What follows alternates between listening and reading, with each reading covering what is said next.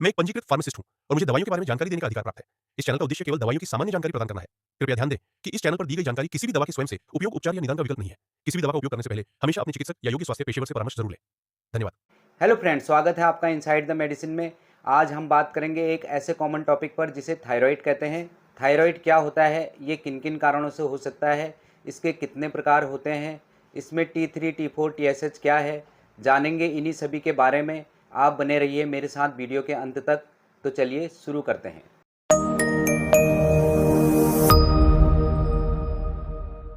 Thyroid gland T3 यानी कि ट्रियोडोथायरोनिन और T4 यानी कि थायरोक्सिन हार्मोन प्रोड्यूस करता है, जो कि शरीर के मेटाबॉलिज्म, एनर्जी लेवल, डाइजेशन और बॉडी ग्रोथ को रेगुलेट करते हैं। Thyroid gland peptide hormone calcitonin को भी प्रोड्यूस करता है, जो कि ब्लड में कैल्शियम के लेवल को रेगुलेट करने में मदद करता है। फ्रेंड्स, अब जानते हैं थायराइड किन किन कारणों से हो सकता है। थायराइड की समस्या हेरिडिटी यानी कि परिवार में पहले से ही किसी को थायराइड हो, उसके कारण हो सकती है। अधिकतर ये समस्या ओल्ड एज या फिर महिलाओं में ज़्यादा देखने को मिलती है। महिलाओं में गर्भावस्था के दौरान हार्मोनल चेंजेस होते हैं, जो कि थायराइड का कारण बन सकते हैं। महिलाओं में हार्मोन्स का कंट्रोल रहना बहुत आवश्यक है। यदि किसी कारणवश हार्मोनल इम्बैलेंस हो जाए तो भी थायराइड का खतरा बना रहता है। कुछ अनहेल्दी लाइफस्टाइल, एंटीबायोटिक या फिर एक्सिस आयोडीन युक्त डाइट लेने से भी थायराइड का खतरा बना रहता है।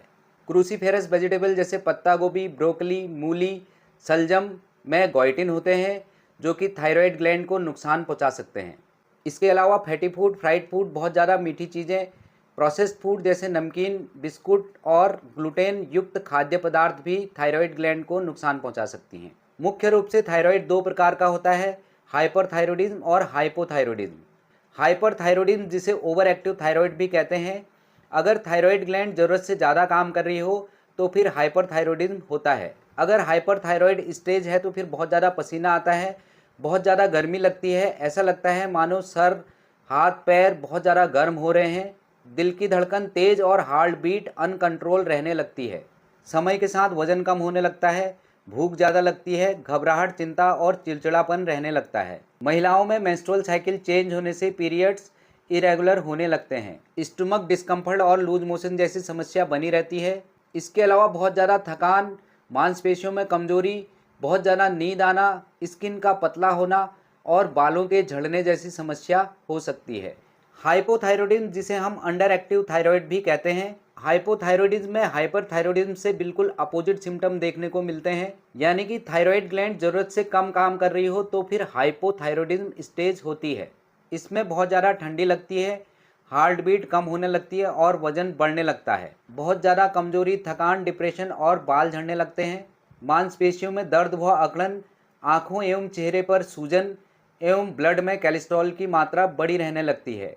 कॉन्स्टिपेशन, इरेगुलर मेंस्ट्रुएशन और याददाश्त कमज़ोर होने जैसी समस्या होने लगती है। इसमें TSH का मतलब है थायराइड स्टिमुलेटिंग हार्मोन।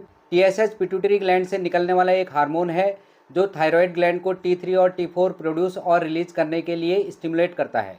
अगर थायराइड हार्मोन का लेवल लो हो रहा हो, यानी कि हाइपोथायरॉयडिज्म स्टेज हो, तो पिट्यूटरी ग्लैंड TSH हार्मोन के प्रोडक्शन को इंक्रीज करके थायराइड हार्मोन को रिलीज करने के लिए स्टिमुलेट करती है। इसी तरह थायराइड हार्मोन का लेवल हाई हो रहा हो तो पिट्यूटरी ग्लैंड TSH के प्रोडक्शन को डिक्रीज कर देती है। T3, T4 और TSH हार्मोन के लेवल को कंफर्म करने के लिए TFT यानी कि थायराइड फंक्शन टेस्ट किया जाता है। फ्रेंड्स, अब जानते हैं थायराइड के प्रिकॉशंस और ट्रीटमेंट क्राइटेरिया के बारे में। अपने भोजन में ज़्यादा से ज़्यादा सब्जियों एवं फलों को शामिल करें एवं आयोडीन युक्त डाइट लें।